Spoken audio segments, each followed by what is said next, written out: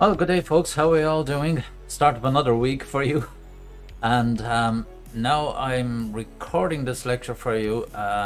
It will be uploaded as usual onto YouTube, so you can have a review of it, obviously, up there.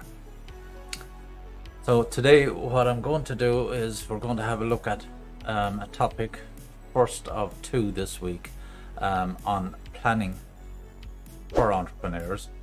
And later on then we'll look at networks, and that's quite important, but we'll have a look at that that'll be delivered during the week and uploaded for your benefit. Okay, folks, let's get down to our place.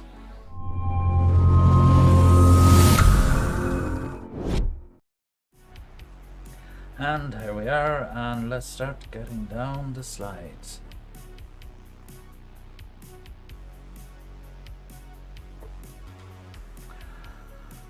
Okay, what I want to look at now is this topic of planning for entrepreneurs. Now, it's a nice, handy little area, but it's a few good hints and tips for entrepreneurs.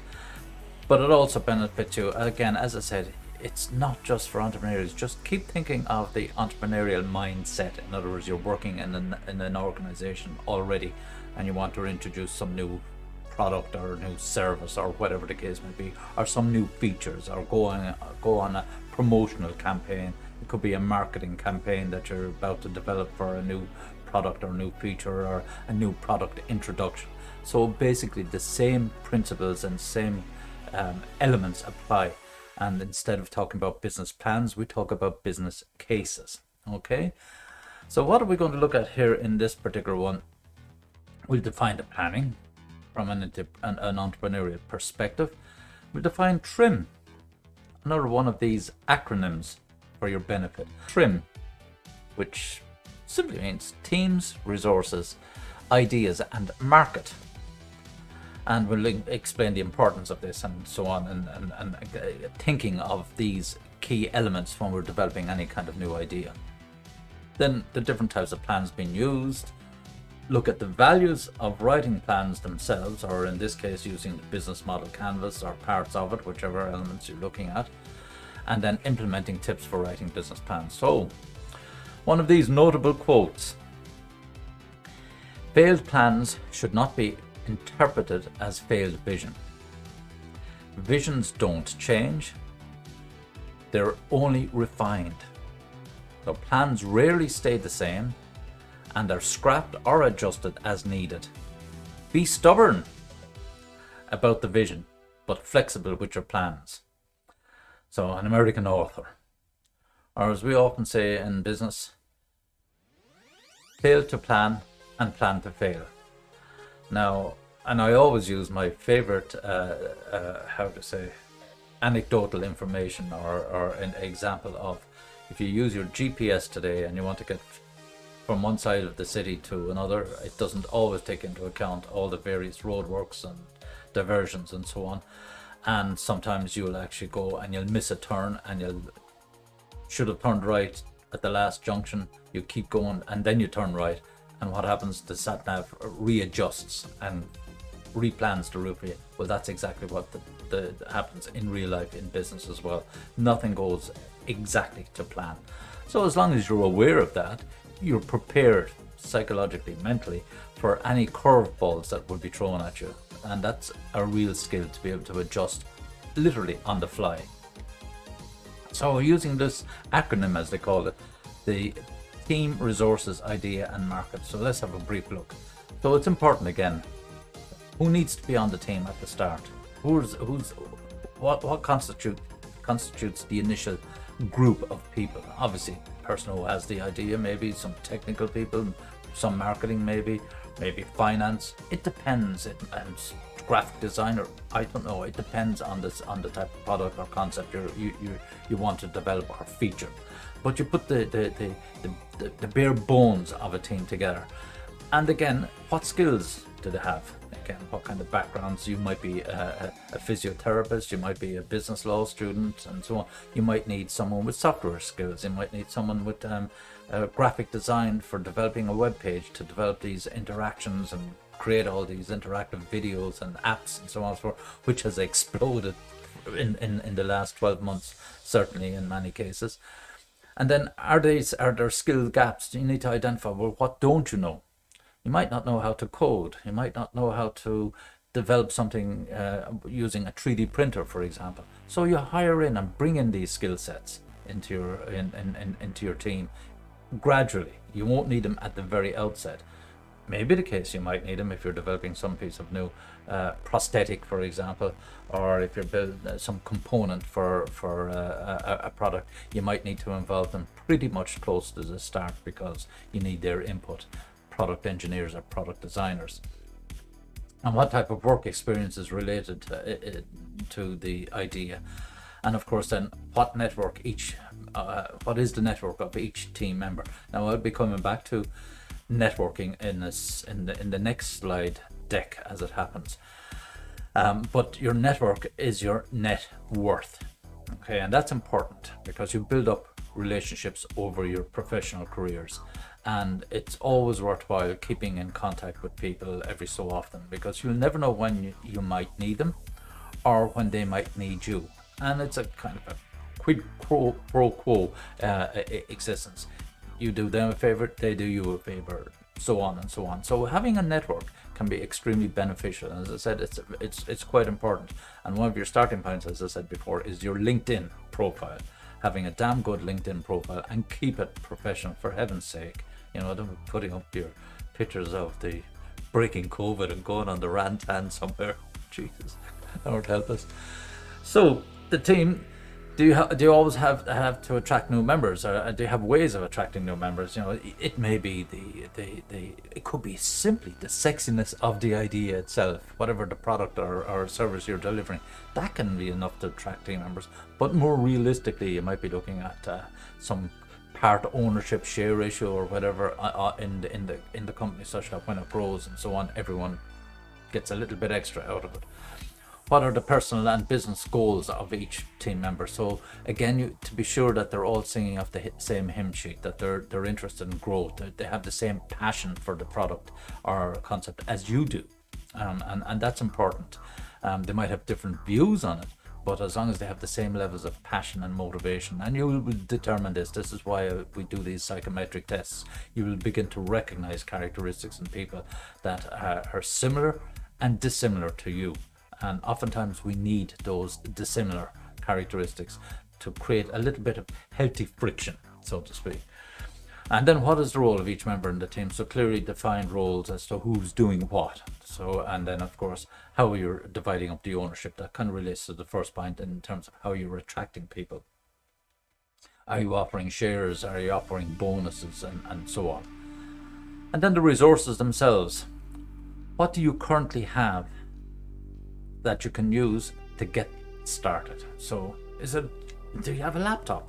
Do you have some simple piece of software that helps you to design a graphics piece of product or whatever the case may be?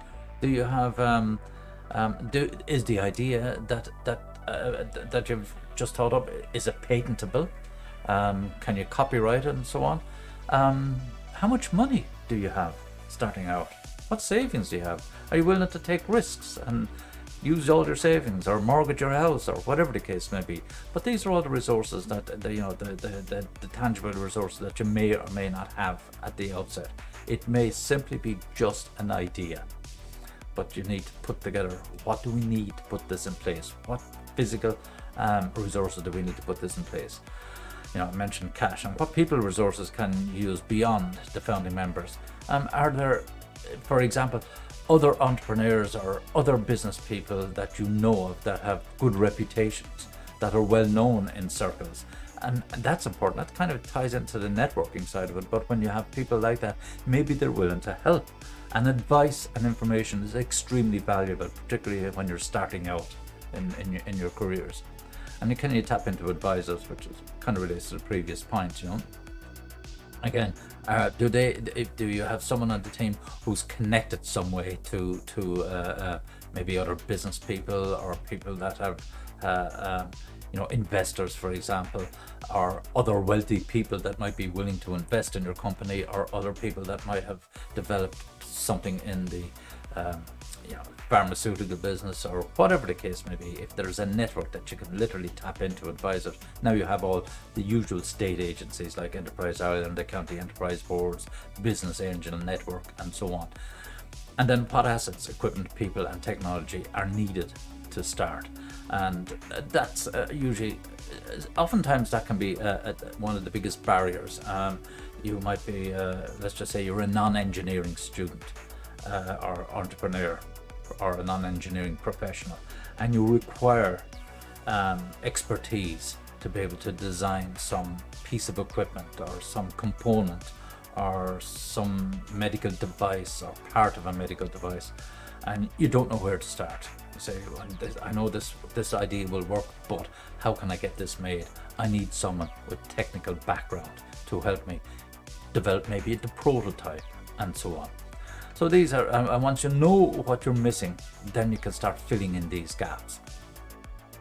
In terms of resources, can you lease equipment? So you might look for 3D printers. You're not going to be able to afford to go out and buy one. You might need a fairly complex one, cost several €1,000. Maybe you have the money. Happy days if you have. But most often you might need to lease some of this equipment, rent it, whatever, because you don't have the money to buy outright.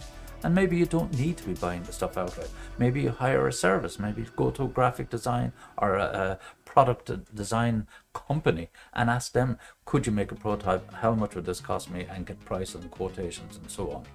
Do you need to rent space? Can you leverage from your apartment or your garage or incubator and so on? The common ones would be these incubators, and we have them above up in the Merck, for example, in AIT, and they're expanding that as well. But there's also another place across the far side of Athlone, for example, where they have these business hubs, and you can get them for relatively low fees or rent or whatever, fully equipped with internet and blah blah blah blah. But and oftentimes it could be literally just your sitting room. You're working from there initially, and a lot of companies or startups and ideas have been spawned in the garage or in the working or in the den, or this place here, for instance. You can't see it, but this is my den. So how can you use limited resources to get the business started? Again, this is the whole premise on which the business model operates. Having the bare skeleton, doing as much as possible for as little as possible in terms of money and equipment. Almost like a hand-to-mouth existence each step of the way, because you don't want to waste. You may not have the money, you may not have the equipment, but you don't want to waste time and make big mistakes and so on. So you need to be checking, hence the hypothesis testing each step of the way to make sure that you're staying on track. And then what are the startup costs and what are the primary expenses that you're going to have? Well, the usual things will be some kind of subsistence. We won't call it salary because you won't be paying yourself, a bucket load of money in the early days. You might just earn enough to pay the bills. That's fine.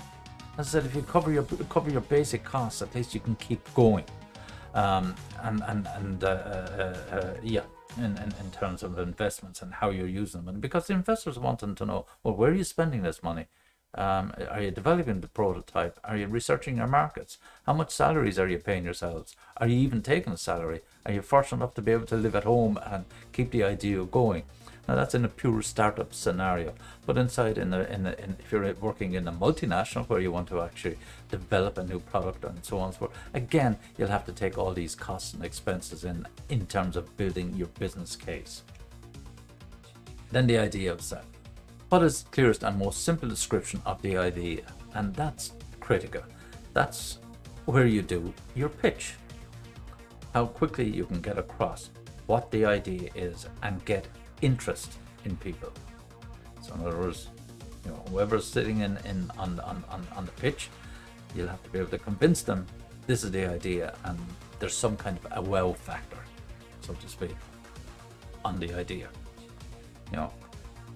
How is the idea unique or differentiated? Obviously it's pretty self-explanatory. What's good about your idea versus somebody else's or some other company, or what's already out there? So I mean, there are companies coming out with new electric cars all the time. What's the difference between them? Probably battery, probably the distance covered.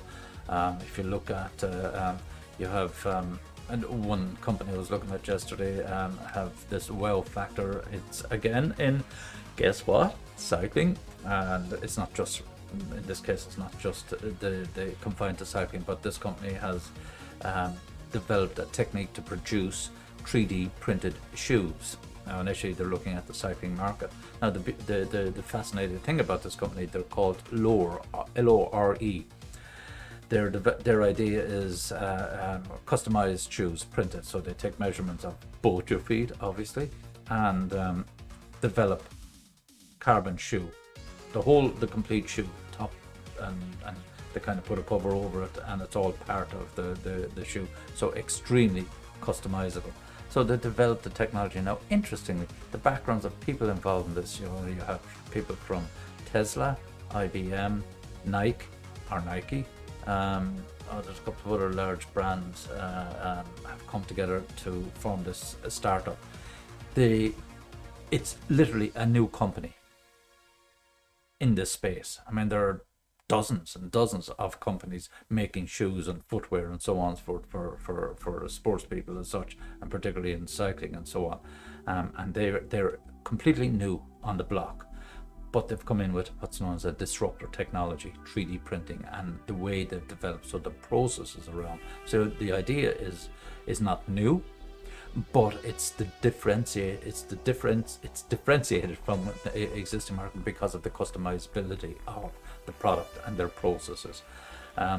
They have yet to be launched. They're expecting the first prototypes to be developed and publicly shown in April of this year at one of the trade exhibitions, which most likely will be online anyway. But it's a fantastic idea. Well, I mean, today you can get customized shoes for cycling, and you'll be looking at somewhere around €3,500. So obviously somebody saw there's a market here. If we could do that a lot cheaper, more cost effectively, and still hit the target of making them customizable and so on, then we could be onto a winner. And that's exactly what these guys are, should we say, promising to do. That's how they've differentiated themselves. Now you probably could end up paying €600-800 for a pair of shoes, given that the top end shoes today would be in the price range of €500, give or take. So if they can go slightly above that, but getting all of this quality built into it, they're on a winner. But that's the important thing about it. How unique it is, not very in this case, but it is very much differentiated from what the way things are being done at the moment. So what problem has been solved? How do you know this is a problem? You go out and you ask, you experiment, you find, would there be a market there for 3D printed shoes that are customizable and fully carbon? Yes, because cyclists like stiff shoes that are comfortable at the same time. So they would have gone out, and as a solving problem, yes, because there's no, these feel like pretty much ordinary shoes, but they're tight and blah blah blah, and they don't have all the complexities of boas and straps and so on and so forth. So what needs are being met, and how do you know this is a need? Because you research it, you go out and you ask, you have an idea, you want to find out, will this solve some customer's problem? You ask people, you ask potential customers. That's how you find out. And what is the value proposition? So you find out then, in this case of the example of the lower shoes, cycling shoes that I just described, their value proposition is customizable at an affordable price. Nothing new, been around, customized shoes and handmade shoes and bespoke shoes and so on and so forth. They're around, they have been for years. But these guys are looking at mass producing customized. That's their business proposition. And what trends support the idea? The trends have always been comfort, stiffness, and light in the case of these shoes. And that's what these guys, one piece, produced 3D printed carbon fiber shoes. So the idea, is there anyone else doing what you're doing? If yes, how do you know you're doing it better? You look at the way it's been done. How can you learn from what they're already doing? And if no, how are people solving the problem currently? So you have to look, and that example of those lure or lorry, whatever way you want to produce LORE, whatever way that example covers all these points. It's the way they've gone about it, the technology they're using, putting together a different suite of processes to be able to deliver something that's more affordable and meets the needs of people. Why do they know this? Because they can see the market, they can see the size of the market that already exists out there. So what is the most important benefit of your product or service? Do people really care about this benefit and such? You need to find out. You might believe that they do until you go out and do your hypothesis testing and find that, it's not such a big deal. They're nice, great to have, but is the market really big enough for high-end customized shoes and so on and so forth? Yes, it is, as in this case, but it may not be. It may be the case that most people say, I know, we'll stick to our €200 shoes and getting the comfort and so on that I need out of those. But you need to find out, you need to go, and what's the market segment? Who are these people that are buying those high-end shoes? Probably most anyone that can afford them will buy them. So there is a given market. So the more you can drive down the price, let's just say these guys were so clever that they could produce these shoes for €200. They would clean up. They probably couldn't produce the products as fast as to meet the demand. That's how important this can be to them. So testing, knowing your market. Is there intellectual property involved? Is there anything patentable? In this case, most definitely, the processes they're using to develop the shoe would be patentable. Okay, the shoe itself may not be patentable because carbon-based shoes are out there already, but it's the way they're doing things, and that's the important thing. It's not always the actual product. It's very, very hard to come up with an absolute original idea. More often than not, it's the way you're doing things. Okay, how innovative the approach you take. And then, of course, the last part of the TRIM acronym. What is your primary customer, or who is your primary customer? What do they care about? How will you reach them, and so on and so on. So this is your pure market. How much does it cost to acquire a customer, and then how will I keep them? How much does that cost, holding on to the customers? So fundamentally, who are your customers? Finding out, going out and asking, carrying out your desk research, and then going out and looking for your primary research, asking people, and start extrapolating all your statistics, say, based on this sample size, so on and so on, we have identified the market, and then we ask them, and yes, they feel that this product might help us and we would be interested in buying that. Therefore, we get a feel for the size of the market, and then how much does it cost to serve those customers? How are we going to get our products? Now, it'll be interesting to see, for example, sticking with the example of the lower shoes, how they're going to do this. Are they going to ask you to take various measurements? Do you have to call into a store to take the physical foot measurement and so on? If that's the case, then it'll cost them to roll out the technology. Maybe they can use, there is one piece of equipment that is available. You can get it's like a 3D scanner. They have them today for calculating body size and mass and so on and so forth, and calculating BMI. There's a 3D type scanner. They could use something like that. And just measure your feet. So you use that, or are there a set of measurements they might ask you to measure from your heel to your toe, from your ankle bone down to the ground from that distance, and take all sorts of various measurements and ask you to provide those measurements. They put them into a piece of software, and then they can create a 3D model of you. These are all so how much does it cost to get that, and how do you access the customers? How do you deliver it? Is it totally web-based? Do you have some kind of an app? Do you take pictures? Do you take measurements based on the pictures? Whatever the technique is, it involves finding out from the customer how easy it is for you to be able to deliver your product or service to the customer. So you need to do all that kind of research. And as I say, then how many potential customers are out there? Is this number growing? Obviously, you need to see what the market is. You know, how the rate at which cycling is taken off, or any other product or service. You know, is there social media? If you're using social media apps, they're growing and growing year on year. And it's easy to find out how many people are based on the number of phones that are being bought in each country and so on. What are they willing to pay? The price.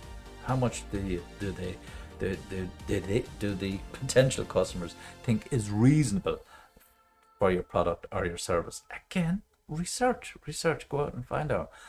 Look at what competitors are charging and see why you can differentiate from what competitors. If competitors are charging €500 for a particular product and you want to charge €600, is that unreasonable? No, provided that the reason why customers are paying the extra €100, you can convince them that your product is far superior, does this and this, way better than anything that already exists on the market. Then they'll be willing to pay the €600 compared to the market average of €500. Or you might be selling it at €300, and customers say, well, I'm already paying €500 for this type of product or service. Why would I pay for something €300? Would I be getting the same quality? Again, you've got to convince them that yes, we're doing everything, and the reason why we're doing this is because we're using new technology. We can make it far more, we can reduce our costs to be able to deliver the product or service to you. Therefore, we're able to underprice the existing competitors in the marketplace. So what's the overall size of the market? So you number of people multiplied by the number of products. If they buy one each, multiplied by the price, that gives you a financial or monetary value of the potential market in place. So what percent of the market that you realistically acquire in years 1, 2 and 3 when you're introducing something, whether it's a brand new product, or if you're in a large company already that you're introducing a new product and so on, you need to be able to see how are you going to reach and deliver to the market over a period of time. In this case, we're using the example of 3 years. So you expect to grow in the first 2 or 3, and maybe then retire the product in year 4 or year 5 to say, yes, we're coming out with the next generation of it, and so on. So as you see with mobile phones, TVs, computers, cars, every couple of years they come out with a new variation of the basic product as such. And you need to look at, in year 1 I might get maybe 0.5% of the market. In year 2 I might get 1.9% of the market. In year 3 I might get 4.7% of the market, based on your calculations. And that requires a lot of marketing to get your product known and get it out there, so that more and more people start to buy the product. That's how you begin to grow. Of course, the existing customers will be talking about your product and so on. But overall, you will be looking at pushing your product through your various marketing channels. So we have a critical question. Can you think of instances when the quality of a product or service was exaggerated and you were disappointed or even angry? Lord God, yeah. Dozens of things. You know that for yourselves. There's stuff you bought and say it's a piece of crap. It doesn't do what it says on the tin. So how many times are you willing to give a company another chance once you've had a bad experience? Okay. Nowadays we tend not to give them a second chance because there's so much competition out there. How do you think these ethical considerations should be built into the planning process? It's not so much an ethical consideration. It's fundamentally down to quality. If you deliver a quality product, customers will buy it.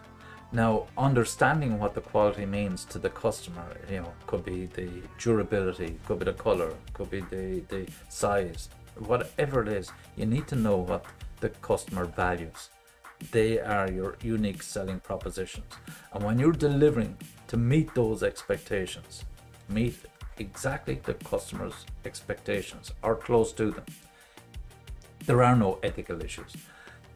In this consideration, so in planning, you're genuinely in there to deliver product. Now, of course, there are knockoffs and scams and so on and so forth. That's a whole other issue. That's where ethical considerations. You could be coming up with a cheap knockoff product and so on, and trying to sell it as good as the original. And that's where ethics comes into it and so on. Do people do it? Of course they do. There are whole companies, organizations doing that type of how do you say, product, copycat products as such. But people buy them. Why? Because they say, well, it looks and feels and behaves almost as good as the genuine or branded product. But I'm not paying the huge price, and this is all I want it for. I don't want it for the high-end juice and so on. So it serves a purpose. Remember, there are needs, there are wants, and there are always customers out there that are willing to pay so much and not go beyond and all this sort of stuff. So are you ethically taking advantage? Not necessarily. You're meeting their particular needs. Maybe I'd love to have a Ferrari, but I can go buy a kit car Ferrari. Some company could sell it to you for $20,000, and you put it all together. It looks like the real thing. It certainly won't perform like the real thing, but at least I feel decent in it. I wouldn't buy one of those heap of shite. But that's the whole point about it, that there are markets there for the products. Second-hand cars, for example. Can't afford to buy a brand new car, but wait for 3 or 4 years, which is a sensible thing to do, because cars depreciate at a phenomenal value. If you wait for 2 to 3 years and then pick up a car, then you're getting value. Okay, and that's why you have second-hand car markets. It's not brand new. Some people like to have the latest registration and be out there. So is it unethical to be buying a second-hand car? Of course not. It's unethical when people are changing the clocks and so on and so forth and trying to pass it off as a slightly used car. So, the forms of plans that we might look at. So now, folks, for this next part, I'm going to have to stand up. I'm getting cramps in my legs. Well, I'm not actually getting cramps in my legs. I'm getting bored sitting down, and it's not helping me. So just bear with me for one moment. Here we are.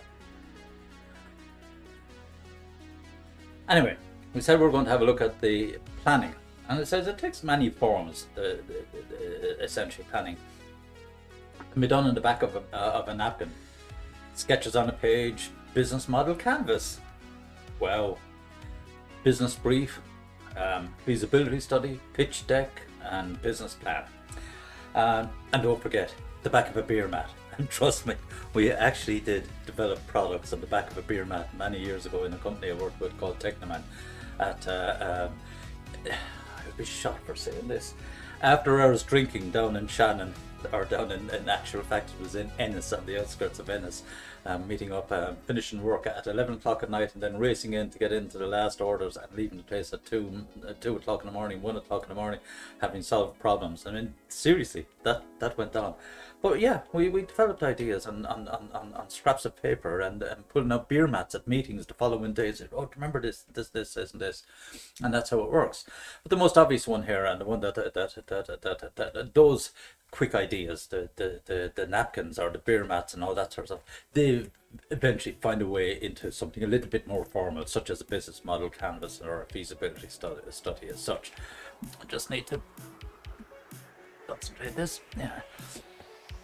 So back of a napkin, your primary audience, friends and prospective team members and so on. So basically just a rough sketch or a rough couple of notes, that are somewhat legible. Sketches on the page, primary the team members. Now this is where we start to say, there was a question came up there. Someone asked me previously about prototype and storyboarding. Do you have to be able to draw and so on? So of course not. I think yes, I went off on a rant about not bringing colour pens and rulers and protractors into exams that just sketch things, and this is essentially what we're talking about here.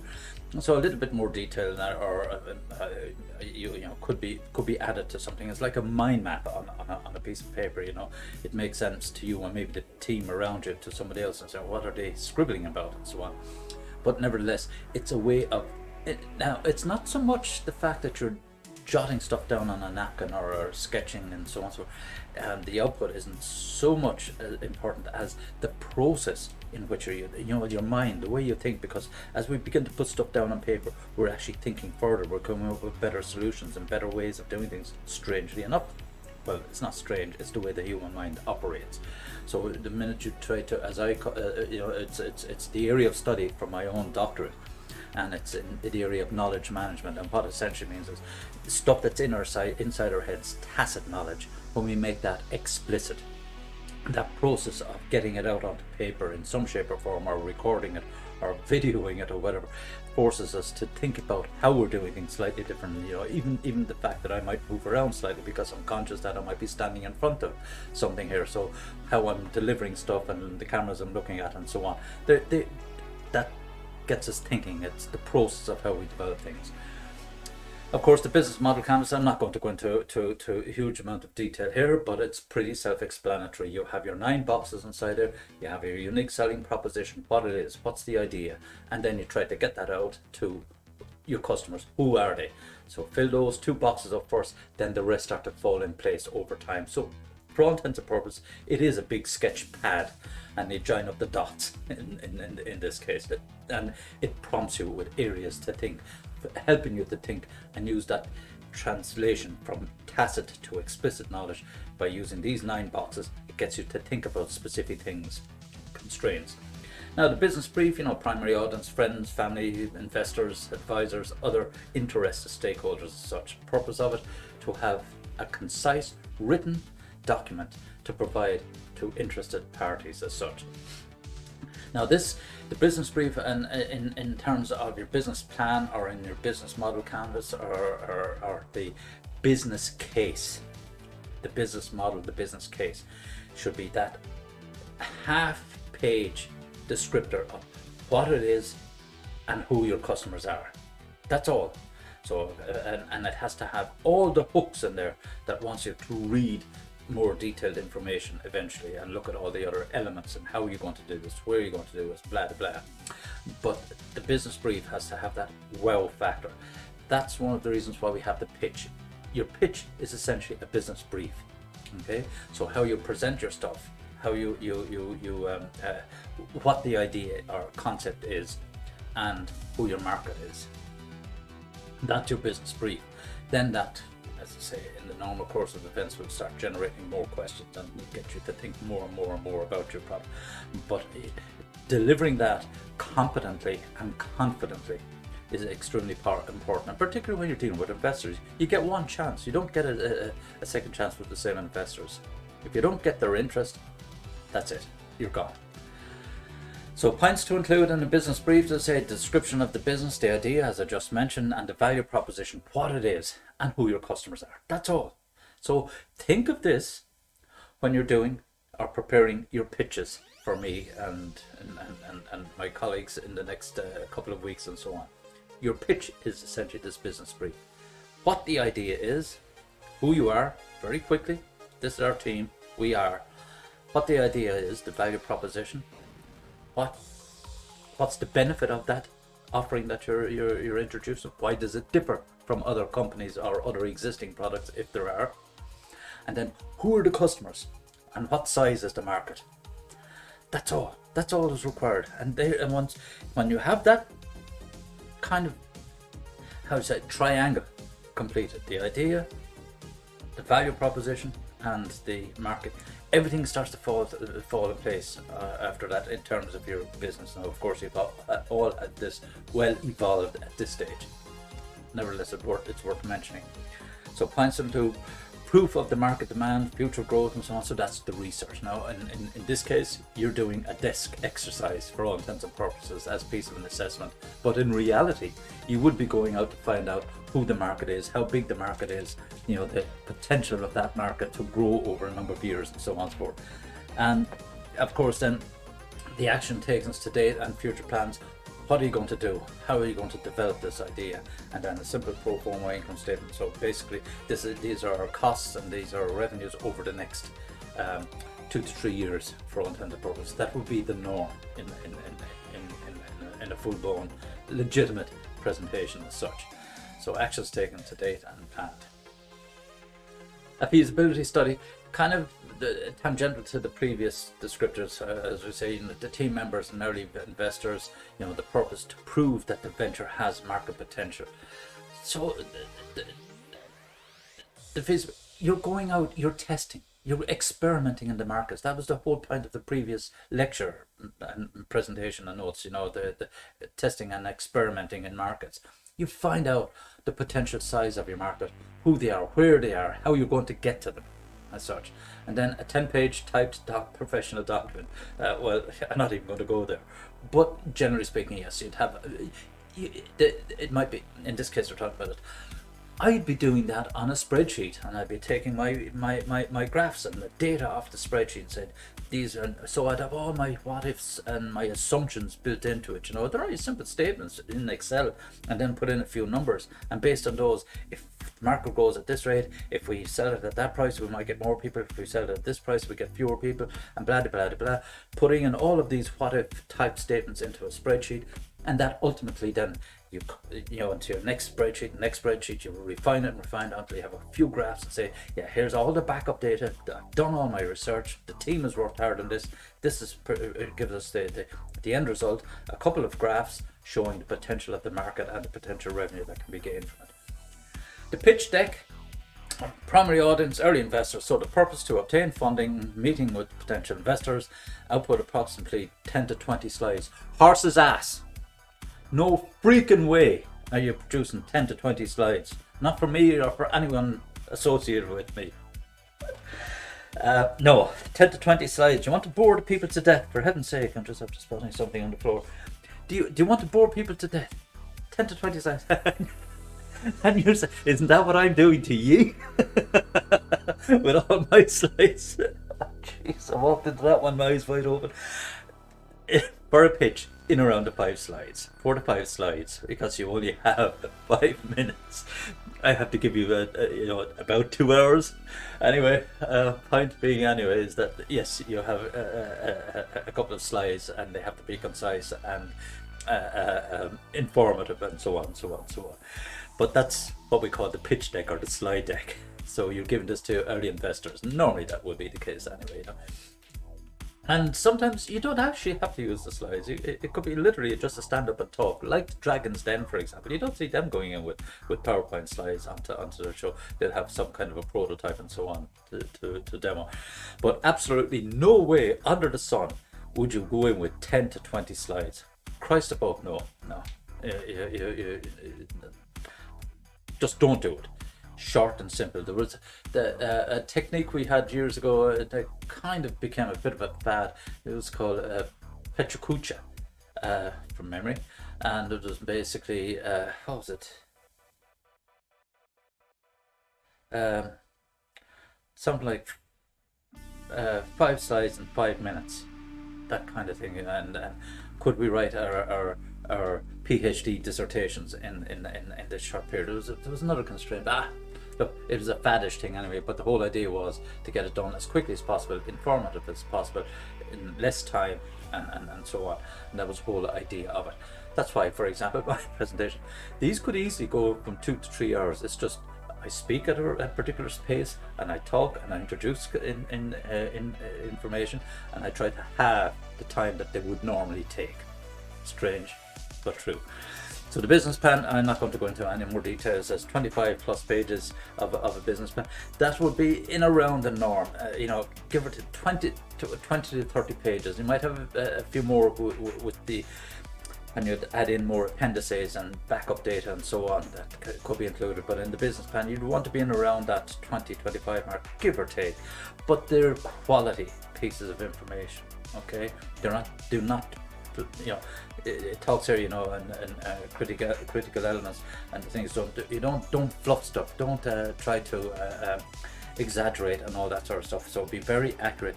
One of the best rules of thumb when writing or doing any of these feasibilities to bear in mind is always err on the side of caution. In other words, take the lower estimates.